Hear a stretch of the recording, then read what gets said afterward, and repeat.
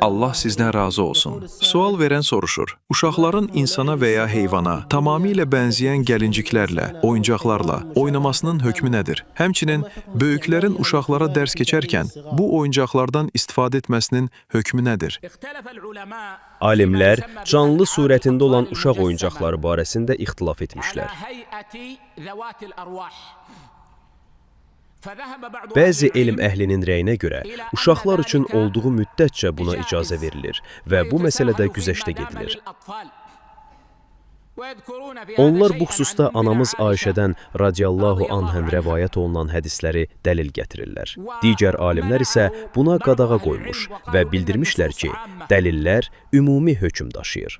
Mənə aydın olan rəy, Allah isə daha yaxşı bilir.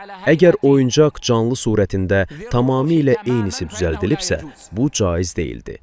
Lakin forması fərqli olarsa, elə bir formada ki, həmin görünüşdə ruhun olması mümkün olmasın, bunda bir günah yoxdur.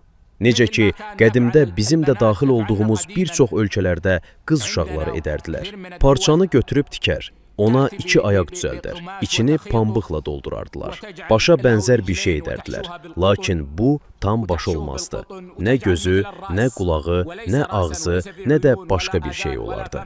Həmçinin qollara bənzər bir şey edib bununla oynayardılar. Bax, bunda bir problem yoxdur.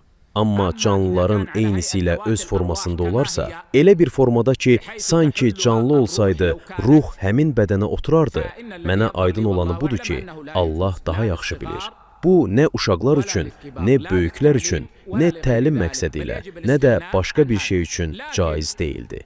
Əksinə, bunlardan imtina etmək vacibdir. Lakin insan məcbur qalarsa, məsələn, məktəblərdə şagirdlərə bunu məcbur etdirirlərsə, zərurət olduqda və insan buna məcbur edildikdə, alimlərin bu məsələdəki ixtilafını nəzərə alaraq, inşallah bir genişlik olacağını ümid edirəm.